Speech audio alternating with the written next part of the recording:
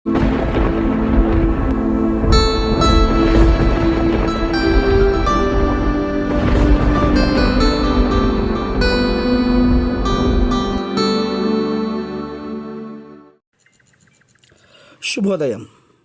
Global బెతేనియా Calvary ministry తరపున ఈ పునరుద్ధాన యొక్క దినం యందు మరొక్కసారి మీ అందరితో కూడా కలుసుకొని దేవుని యొక్క పరిశుద్ధమైన మాటలు ధ్యానించుటకును దేవుడు నాకు ఇచ్చిన మధురమైన అవకాశమును బట్టి దేవునికి ప్రత్యేకమైన వందనాలు తెలియచేసుకుంటూ ఉన్నాను.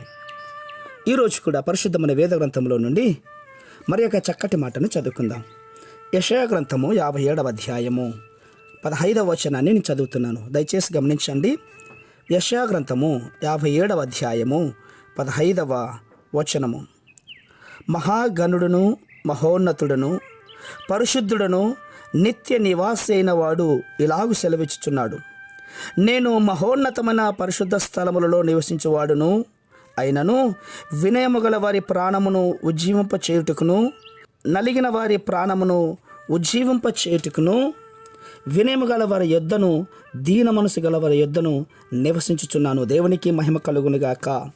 ప్రియమైనటువంటి దేవుని బిడ్డలారా, దేవుడు నీ ఇంట్లో ఉండాలంటే, నీ హృదయంలో ఉండాలంటే ఆయన కోరుకునేది వినయము కలిగినటువంటిది, విరిగినటువంటి హృదయాన్నే దేవుడు కోరుకుంటున్నాడు.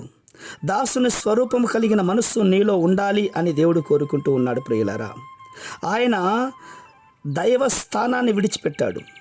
దేవునితో నీవు ఉండాలంటే లోకంలో ఎన్నో నష్టంగా ఎంచుకోవాలి.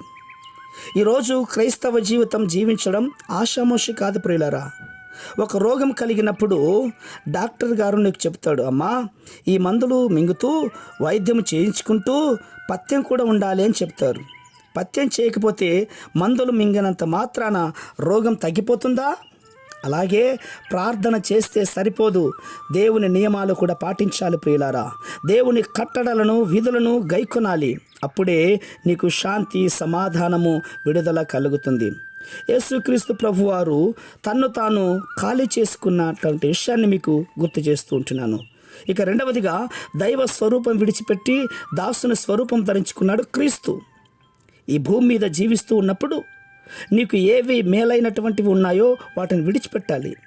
అత్యున్నత సింహాసనం మీద ఉండే ఆ దేవుడు ఒక పసిబాలుడుగా జన్మించి సామాన్య మానవుడిగా శ్రమలకు తనను తాను అప్పగించుకోవడం మనం చూస్తూ ఉంటున్నాం.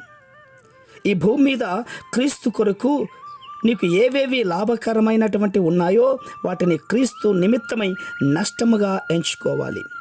ఈ లోకంలో నీకు లాభకరమైనటువంటివి ఎన్నో ఉన్నాయి. అవును, బైబిల్ని పట్టుకుంటే, ప్రార్థన చేస్తే, యేసును హృదయంలో చేర్చుకుంటే నీకు లాభకరమైనటువంటి ఎన్నో ఉన్నాయి. వాటిని విడిచిపెట్టాల్సిందే.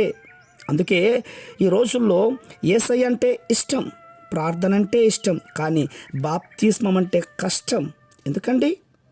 ఎన్నో విషయాలను నష్టాలుగా ఎంచుకోవాలి. కాబట్టి నీకు కష్టమైన, యేసయ్యకు ఇష్టమైన బిడ్డగా జీవించడానికి తీర్మానం చేసుకుంటే నీకు ఏవేవి లాభకరణమైనటువంటి ఉన్నాయో వాటన్నిటిని నష్టంగా ఎంచుకోవాలి. ప్రియులారా, ఒక్క ఆదివారం పనికి వెళ్ళకుండా దేవాలయంలోకి వెళ్ళపోతే నీకు ఏం లాభం అని అనుకుంటున్నావు కదా. పనికి వెళితే 1000 రూపాయల వస్తువులు ఉన్నాయి అనుకుంటావా? సహోదర సహోదరుడా, దేవాలయంలోకి వెళితే ఏం రావు అనుకుని ఫీల్ అవుతున్నావా? విను, 6 రోజులు పనిచేయుటకు శక్తి 7వ దినమున దేవుని మందిరంలో ఆయన మందిరానికి వస్తే అది నీకు లభిస్తుంది. అది నీకు లాభం కదా. ఆ లాభం నీ కళ్ళు ఎదుట నీకు కనబడటం లేదా? ఆదివారం దేవాలయానికి వెళితే డబ్బులు రాదని నీవు అనుకుంటున్నావు, అది నష్టంగా ఎంచుకుంటున్నావు కదా. ఈరోజు దేవుని మాట నీకు తెలియజేస్తూ ఉంటున్నాను, విను. దేవాలయంలోకి వెళితే నీకు లాభం ఉంది.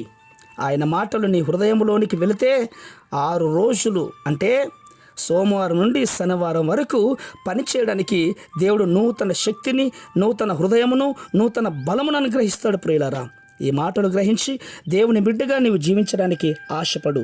ప్రేమ నమ్మకమైనటువంటి మా ప్రియ పరలోకపు తండ్రి, ఈ మాటలు వింటున్న ప్రతి బిడ్డ ఈ క్షణమే నిర్ణయం తీసుకొని మీ మందిరంకి వచ్చి వారి తప్పేంటో గ్రహించి ఇది మొదలుకొని మీ మందిరావరణంలో నీకు సాక్షిగా ఉండేటట్లుగా సహాయం చేస్తారు. విశ్వాసంగా నమ్ముచు చిన్న ప్రార్థనను మా రక్షకులను యేసయ్య బట్టి అడిగి వేడుకొని పొందుచున్నాం మా తండ్రి.